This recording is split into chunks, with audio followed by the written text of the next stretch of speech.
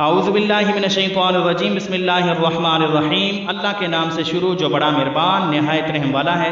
وظائف چینل 45 پہ سننے والے ناظرین و سامعین السلام علیکم ورحمۃ اللہ وبرکاتہ۔ امید کرتا ہوں تمام ناظرین خیر و عافیت سے ہوں گے۔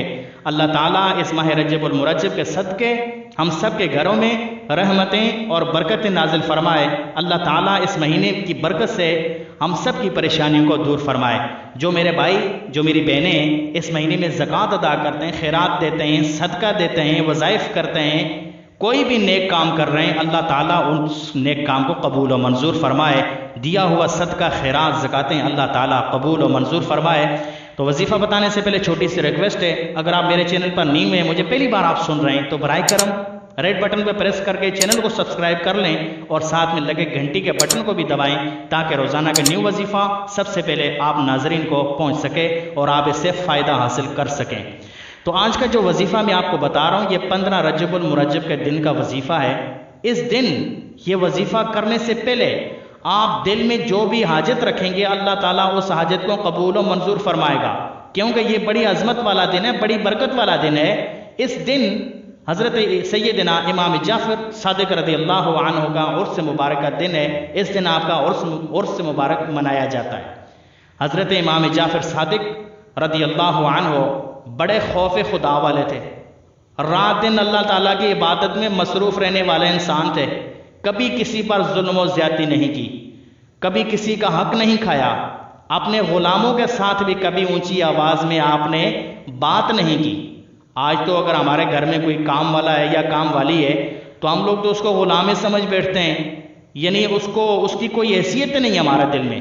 تو امام جعفر صادق رضی اللہ عنہ اپنے غلاموں کے ساتھ بھی اونچی آواز میں کبھی آپ نے بات نہیں کی، کبھی آپ کو ڈانٹا نہیں، بڑے خوف خدا والے۔ جس نے بھی حضرت امام جعفر صادق رضی اللہ عنہ کو دیکھا تو 3 حالتوں میں آپ کو دیکھا گیا۔ دیکھنے والے کہتے ہیں جب بھی آپ کو دیکھا گیا، یا تو آپ نماز پڑھتے ہوئے آپ کو دیکھا گیا، یا تلاوت قرآن کرتے ہوئے آپ کو دیکھا گیا، یا روزے کی حالت میں آپ کو دیکھا گیا۔ یعنی کبھی آپ نے اپنی زندگی کے اندر اپنا وقت ضائع کیا بغیر اللہ تعالیٰ کی عبادت میں آپ مصروف رہے۔ نماز، تلاوت، روزہ، یہ آپ کی زندگی کا معمول تھا۔ آپ بچپن سے ہی خوف خدا والے سے، دل کے اندر اتنے خوف خدا کہ ہمیشہ آپ کی آنکھوں میں آنسو، گڑ گڑا کر اللہ تعالیٰ سے معافیاں مانگتے اور اللہ تعالیٰ کی عبادت میں رات دن مصروف رہا کرتے۔ بڑے سخی انسان بھی تھے، سخاوت بہت کرتے تھے، دل کے بہت نرم مزاج رکھنے والا انسان امام جعفر صادق رضی اللہ عنہ۔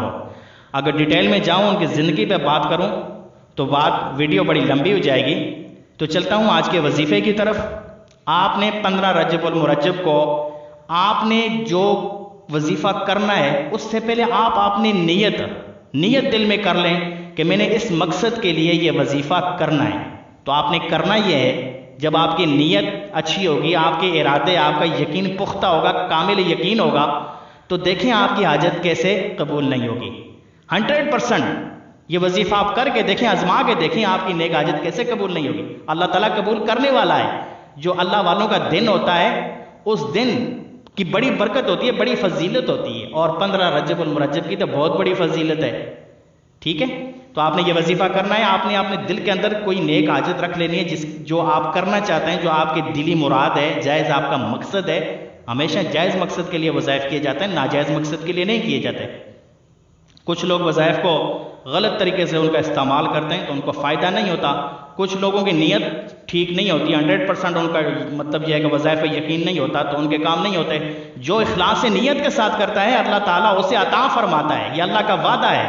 اپنی نیتیں صاف رکھو، میں آپ کو عطا کروں گا۔ انما الاعمال بالنیات، کہ اعمال کا دار و مدار بھی اللہ نے نیت پر رکھا ہے۔ انسان کی نیت صاف ہوگی تو اس کام کے اندر اللہ تعالیٰ آسانیاں پیدا فرمائے گا، اس کی مرادیں بھی اللہ تعالیٰ پوری فرمائے گا۔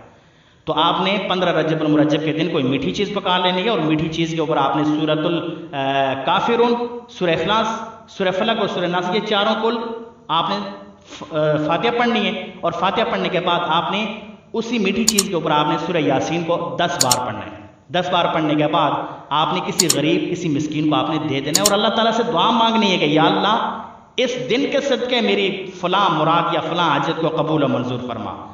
جب آپ اللہ تعالیٰ سے اپنے انداز میں مانگیں گے، دل سے مانگیں گے، تو یقین رکھیں جو دل سے مانگتا ہے، جو عاجزی اور انکساری کے ساتھ مانگتا ہے، اللہ تعالیٰ اسے ضرور عطا فرماتا ہے، اس کی دعا کو رد نہیں کرتا، اس کے وظیفے کو کبھی اللہ تعالیٰ رد نہیں کرتا۔ یہ اللہ کا وعدہ ہے۔ جو نیت، اچھی نیت رکھے، جو اخلاص دل کے ساتھ مجھ سے مانگے گا، میں اس کو عطا کروں گا۔ آپ کے رزق میں تنگی، آپ مانگیں اللہ تعالیٰ سے، یا اللہ مجھے مال و دولت عطا فرما اور حلال کا رزق عطا فرما۔ دیکھیں اللہ تعالیٰ کیسے عطا نہیں کرتا۔ کئی مثالیں میرے سامنے ہیں، کئی لوگوں کو میں نے دیکھا کہ جو لوگ اللہ کی عبادتیں کرتے ہیں، ان کے گھروں میں کبھی فاقے نہیں پڑتے، وہ کبھی رزق کی وجہ سے تنگ نہیں ہوتے، کبھی ان پر پریشانیاں نہیں آتی ہیں۔ کیوں؟ کہ وہ اللہ تعالیٰ کی عبادت میں مصروف رہتے ہیں، اللہ تعالیٰ کے حکم کی پابندی کر رہے ہیں، اللہ تعالیٰ کی عبادت کر رہے ہیں، قرآن پڑھ رہے ہیں، تلاوت کر رہے ہیں، روزہ، زکوٰۃ، حج۔ جو انسان یہ ساری چیزیں کرتا ہے اور دل اس کا صاف ہوتا ہے، نیت اس کی صاف ہوتی ہے، تو اللہ تعالیٰ اس کو وہاں سے رزق عطا فرماتا ہے جہاں سے اس کے ذہن و گمان میں بھی نہیں ہوتا۔ آج ہم کہتے ہیں کہ ہمارے رزق میں برکت ہی نہیں ہے، ہم اپنے آپ کو ٹھیک ہی نہیں کر رہے۔ جب ہم کام ہی غلط کر رہے ہیں تو ہمارے رزق میں برکتیں کیسی ہوں گی؟ ایسے ایسے کام کرتے ہیں کہ اللہ تعالیٰ رزق کے دروازے بند کر دیتا ہے۔ آپ یہ وظیفہ کریں، کوئی بھی نیک حاجت آپ نے دل میں رکھیں، اور آپ نے یہ وظیفہ کرنے کے بعد اللہ تعالیٰ سے جو بھی آپ دعا مانگیں گے، انشاءاللہ الرحمن 100% میں یقین کے ساتھ کہتا ہوں، آپ نے پختہ یقین کے ساتھ، کامل یقین کے ساتھ اس وظیفے کو کرنا ہے، اور پھر دیکھیں انشاءاللہ الرحمن آپ کا کام ہوتا ہے یا نہیں ہوتا۔ تو ملتے ہیں نیکسٹ ویڈیو میں، تب تک کے لیے اجازت۔ السلام علیکم ورحمۃ اللہ وبرکاتہ۔